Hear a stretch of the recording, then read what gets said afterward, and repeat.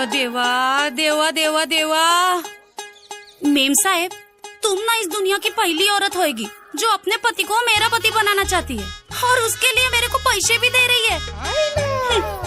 लेकिन एक छोटा सा प्रॉब्लम है, मैं कोई भी फैसला ना अपने होने वाले नवरा को पूछे बिना नहीं ले सकती। अरे तो तू बात करा ना, हमनी के कोनो दिक्कत नहीं है। अरे भोजपुरी में नहीं, इसे हिंदी में बात करो।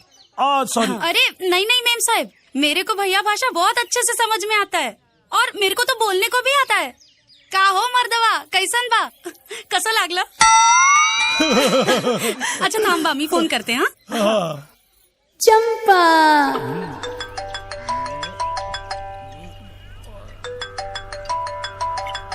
ए मेरी शोन टिकली, ए मेरी सोना, कैसे तू बोलना। तुम्ही सुधरणार नाही ना? सुबह भी पीने बैठ गए दोस्त लोग के साथ।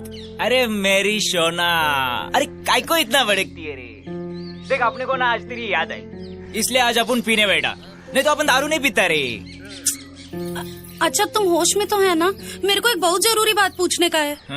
ए माझी शोन टिकली, बोल ना, बोल बोल। मेरे पहचान की एक मेम साहब आई है, वो मेरे को अपने पति की नकली पत्नी बनने का नाटक करने को बोल रही है और उसके लिए मेरे को 500 रुपए भी देगी। 500? काय सांगू मी तिला? नाटक ही करना है ना, और पैसा भी दे रही है। करून टाक, करून टाक, करून टाक। हो ठीक आहे, ठीक आहे मेम साहेब, ऐका, मैं रोज सुबह इसके बाप के जगने से पहले घर पे आएगी, सारा काम करेगी और उसके झोपल्यानंतर घर से चली जाएगी।